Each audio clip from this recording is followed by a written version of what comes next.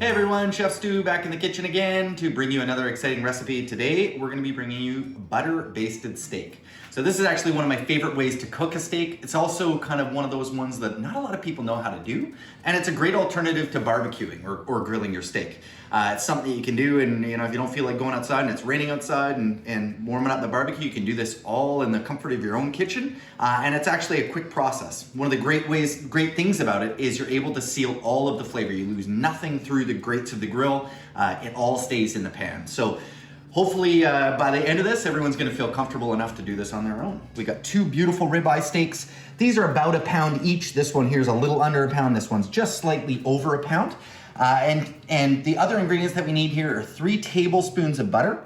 We've got kosher salt and cracked black pepper, 2-to-1 ratio, kosher salt to cracked black pepper. I've got about 2 teaspoons of kosher salt in there. I probably won't use all of it, but I've got that in there anyway. And then I've got about 1/4 cup of extra virgin olive oil. I got about 3 to 4 sprigs of fresh thyme. This is from my garden here. And then we've got 2 unpeeled cloves of garlic. And then the only other important thing to note is a meat thermometer, and that's gonna be to make sure that obviously we temp check it to pull it out at the right stage, and I will show you that as we go along. The only other thing, as you can see behind me, is a pan. You can do a cast iron skillet or a nice deep, thick bottomed frying pan. I've gone for the frying pan on this one, and it needs to be preheated. That's crucial. It needs to be preheated for about 5 to 6 minutes over medium heat. You don't wanna go high heat, you wanna go about medium heat for that. So very important for our steaks, obviously I've trimmed off any excess fat that we don't want on there. And then the only other thing that I like to do is just pat them dry. This is kind of crucial because you do not want any of the enzymes or the fluids or the blood that are in that package to be in the bottom of that pan. Otherwise you're gonna steam it instead of searing it. Okay, so now our pan is absolutely nice and hot. About 5 or 6 minutes it's been on there. And what we're gonna do is we're gonna add our oil in. So despite it being a butter-basted steak, we are gonna start off with oil. And the main reason we don't start off with butter is butter has a very low smoke point and it will burn. The milk particles that are in that butter are gonna burn before we do anything else. We are now gonna heavily season our steaks.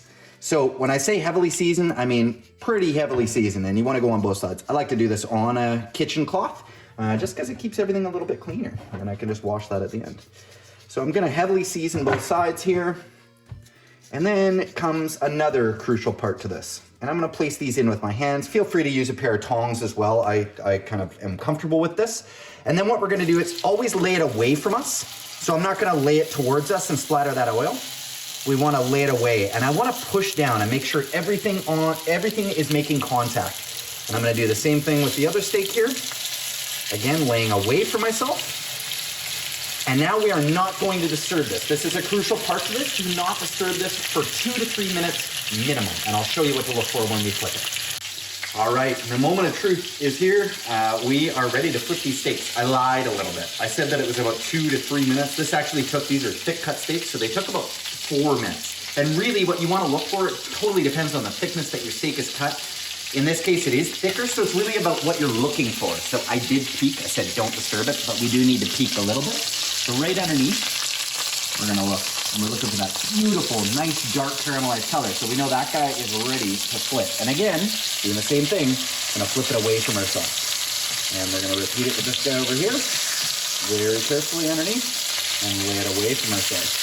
So this is gonna take about another, let's say 2 to 3 minutes from this point.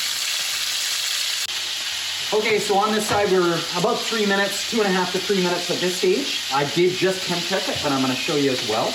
You always wanna temp check a steak, not through the center like this, but in through the side like this. So I'm gonna take this one here, and what we're looking for, and it's attached to the actual recipe that you can access on our website, are the temperatures. But essentially, for your steak, you want to be about 5 degrees under where it's gonna finish up at. So right now, these are about 120 degrees. We're gonna be going for medium rare, which is 125 degrees. So like I said, 5 degrees under where we're at. That's crucial. We're gonna leave those off to the side for 1 split second. Now, we do not wanna clean this pan out. This is all that flavor, all that beautiful flavoring is in there. And all we're gonna do is we're gonna smash 2 cloves of garlic. Do not need to skin them. Just smash them with the back of a knife like that. We're gonna throw those in there. We're gonna throw our 3 tablespoons of butter in here, and we're gonna watch it carefully. What's gonna happen is it's all gonna melt down. it's gonna produce a big bunch of froth on top. We're also gonna throw our thyme in, by the way. And again, we don't need to strip that thyme off, it's all good. It's not gonna actually be consumed necessarily with the steak unless you really like eating a woody stem of thyme. It's really just gonna be for the flavoring that's in there. So now we're looking for it to froth and subside, and we see the frothing. And it's starting to go down already. You can see, just give it a little swirl around. You'll see that froth eventually go away here. So now you can actually hear it's stopped sizzling quite as much, right? So what we're gonna do now is we're gonna add our steaks back in. Now this is a pretty darn quick process, this. And this is where the actual butter-basted steak comes in. So what we're gonna do, very carefully, we are literally gonna baste our steak in butter. Just like this.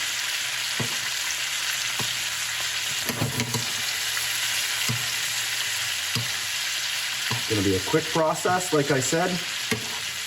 Really only looking just to finish this off and impart some of that beautiful now browned butter flavor into our steaks.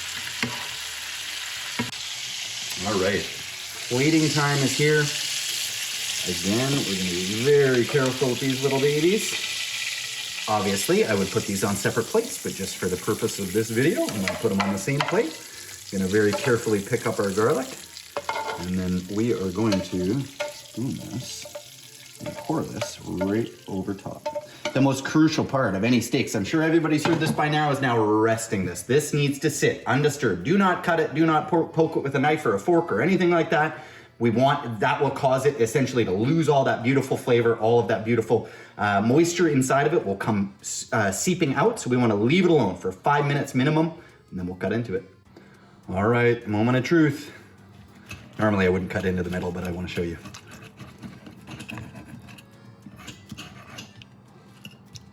Oh, it looks pretty good. And who doesn't love steak, let alone butter-basted steak? Oh, baby. Here we go, follow me.